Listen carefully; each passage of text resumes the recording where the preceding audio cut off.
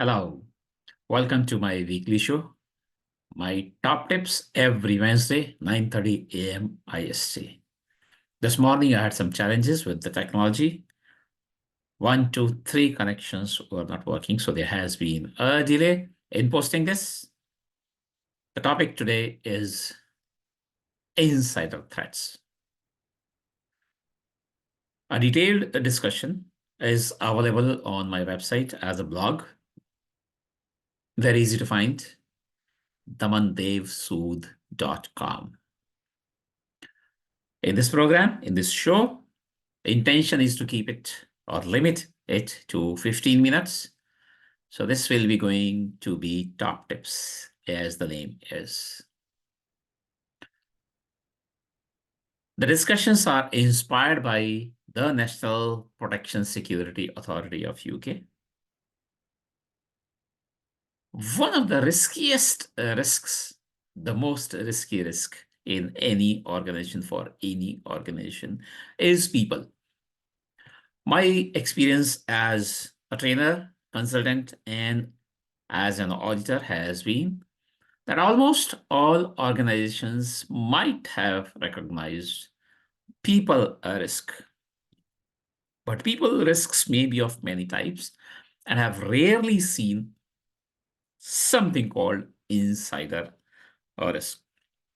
That's why I got interested into this topic about 2 weeks ago, and I decided to talk about this with you all and to develop a detailed blog. There's a lot to be done in this. To start with, we'll talk about who is an insider.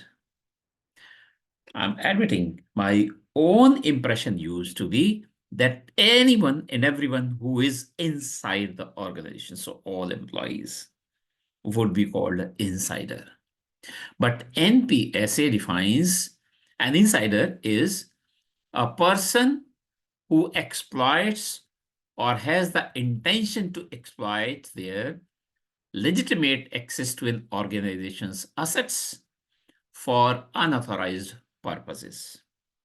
So very simple short definition. I'll read one again. A person who exploits or has the intention to exploit, a person who exploits or has the intention to exploit legitimate access to an organization's assets for unauthorized purposes. So when we spend a little more time on this statement, on this definition, we understand that there's a person who can exploit immediately or in future. He or she may have intentions to exploit. What? They have to be assets of the organization. So that's one of the steps in the journey. When we say insider risk management, we first of all need to identify our assets. Then she needs to have access to those assets. So we can easily understand that everyone in the organization doesn't have, must not have access to all assets. So this should be, needs to be, must be role-based. So we call it role-based access. There's a term called role-based risk assessment, RBSA also. He or she has access to organization's assets for deliver the normal work that person has to deliver, but may exploit for unauthorized purposes. So they have to be authorized purposes also. I'm an employee. I have been provided access to some asset. I have been authorized to access some asset of the organization. But if I do for otherwise, then I become an insider. And there are 3 types of insiders defined by NPSA. Deliberate, volunteer or self-initiated, and recruited or exploited. A deliberate insider is someone who obtains employment with the deliberate intention. I join an organization with this intention that I will break the rule. I will become an insider. That's why I'm joining the organization. So I'm called deliberate insider. There may be someone called volunteer, someone who obtains employment without ill intentions, but at some point, due to some reasons, decides to exploit that access or authorization. The third type is called recruited insider. Someone who obtains employment without deliberate intent, but at some point is exploited. So someone else exploits me. One of the reasons to get exploited may be money. Easy. There may be some other reasons also, but someone is exploiting me. So three, once again, this is very important. That's why I'm repeating. An insider is a person who has intentions or otherwise to exploit his legitimate accesses to organizations' assets. And there are three types. Deliberate, I join an organization with my intentions, ill intentions in the beginning itself to exploit my accesses. Volunteer is, I join an organization without any ill intentions, but later on, these are my own intentions that I want to exploit. A disgruntled employee for any reasons. Again, there may be many reasons that an employee becomes disgruntled. And the third type is recruited, that my intentions are clear, but someone exploits me later on. After I have joined the organization, someone then exploits. This could be an easy one is perhaps a competitor or a terrorist organization also. So very important points when we are talking of insider risk management. But what harm can they do? An insider. Insiders can pose various threats leading to physical harm. They can break some systems. They can harm colleagues. So it may be to colleagues, to public, or reputational damage, or and financial loss for the organization.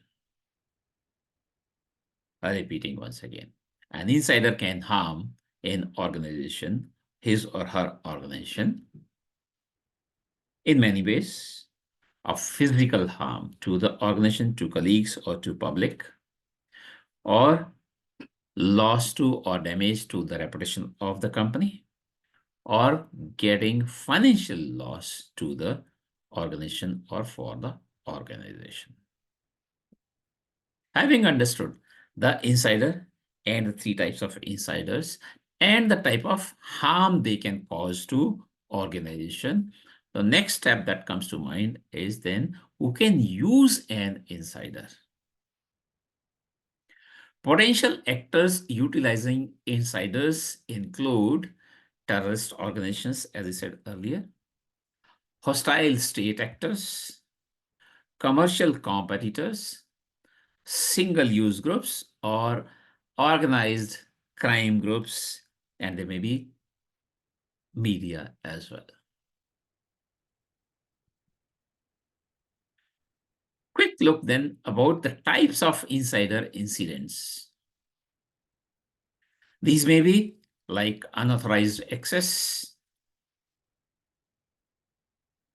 unauthorized information disclosure, process corruption, physical or electronic sabotage, and theft. I can steal something, I can break something, I can corrupt a process, I can disclose some information, even if I'm not authorized, or it may be unauthorized access. I can do that myself, or I can make it happen for someone who perhaps is paying to me. Payment not necessarily, a disgruntled employees may do it for free also. And that's why taking care of employees is very important. All this discussion is about being resilient. We need to be resilient ourselves. The people need to be resilient because resilient people make resilient organizations. Resilient organizations make resilient communities, which in turn make the resilient planet that we all look forward to.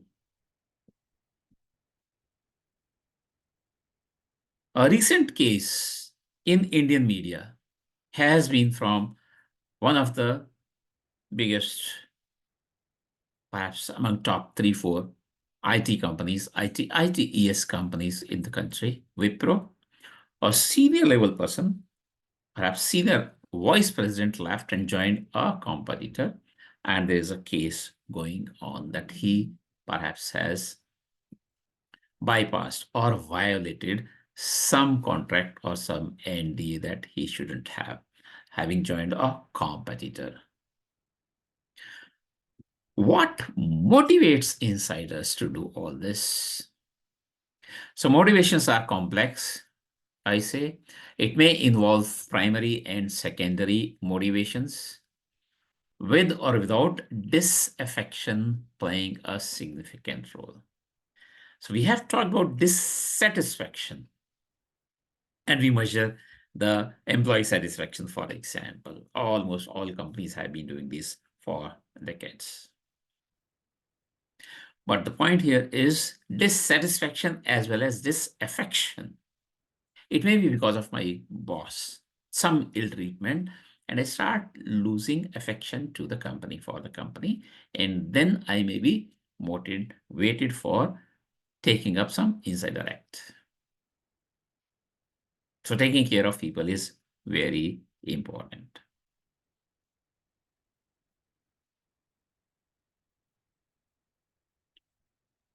Leadership plays a big role in managing insider risks.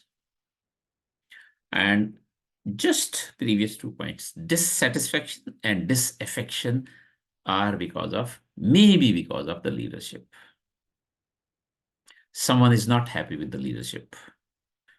So he or she may start losing interest in the company and may become willingly or otherwise falling prey to someone else who is attempting to pay.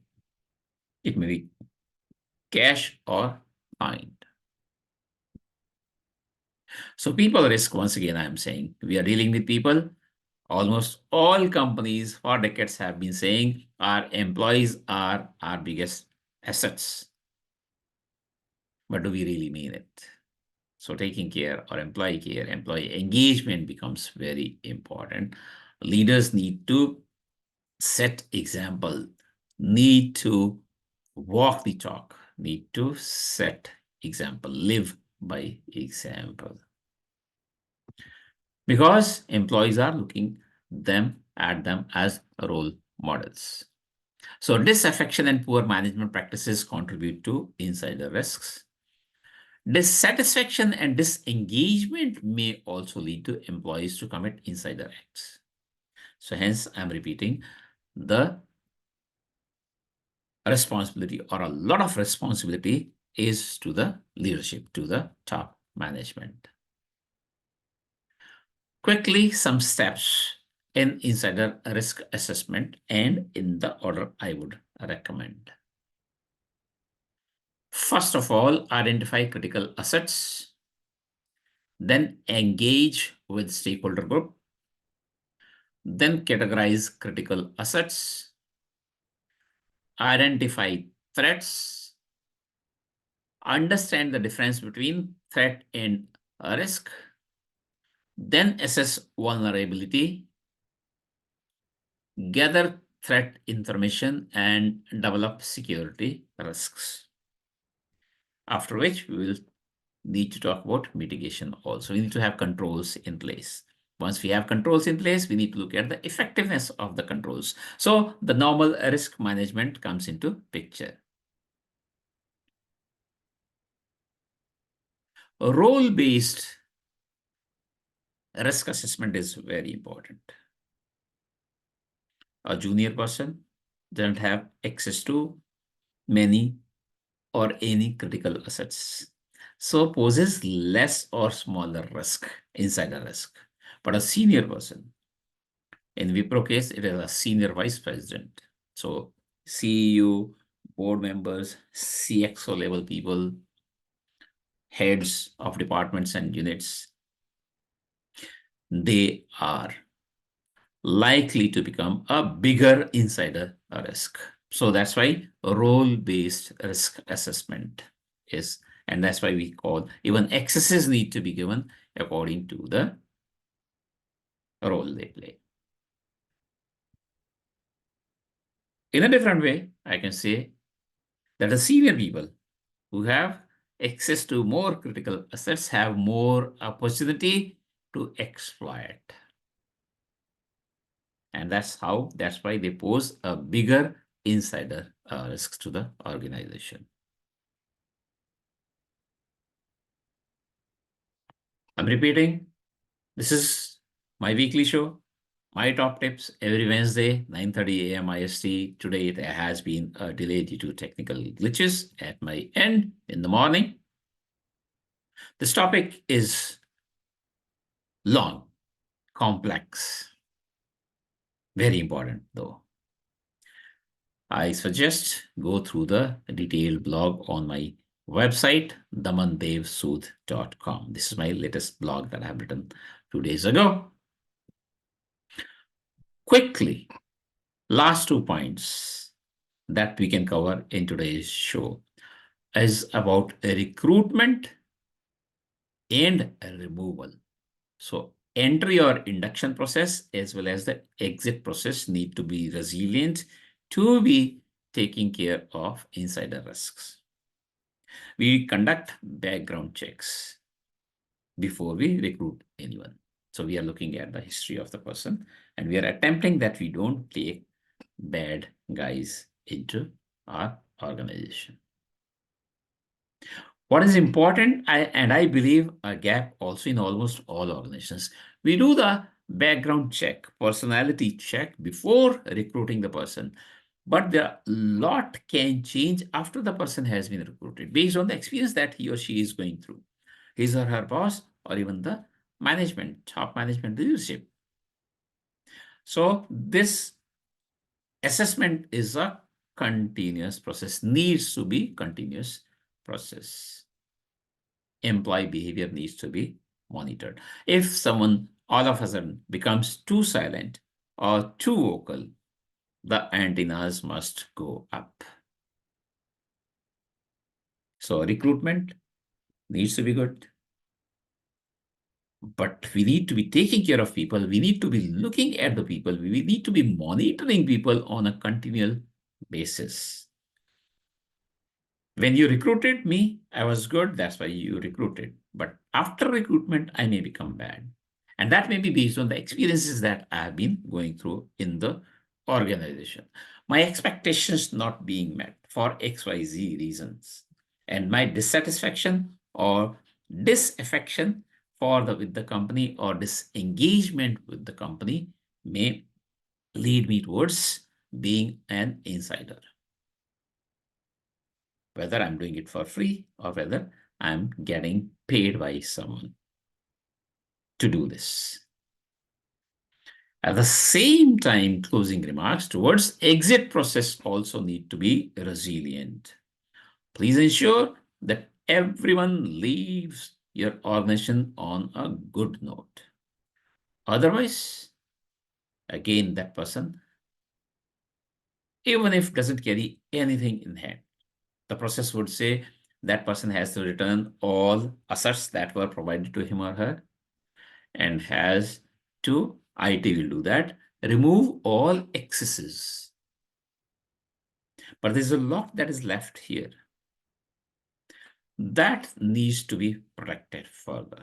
So Keep your employees happy when they are within your employment, but even at the time of their removal due to any reason, ensure that they leave on happy note. Also, while leaving, if your exit process is not doing this currently, to my understanding, most organizations are not doing this in their exit process while exiting employees. Please remind them of the continued NDAs or whatever commitments they have with respect to your organization. With this, I'm attempting to close this discussion today. During my weekly show, my top tips every Wednesday, 9:30 a.m. IST.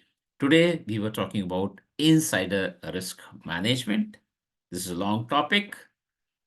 I still recommend that please, other than or on top of these top tips, please go through the detailed blog available on my website. Very easy to find, damandevsood.com or www.damandevsood.com. If you have any questions, about this topic, insider risk management, or otherwise about resilience, please feel free to get in touch with me. Write to me, and the response is guaranteed. Keep learning. I do that. And every Wednesday, I look forward to coming back to you with some new learning to be shared with you. See you next Wednesday.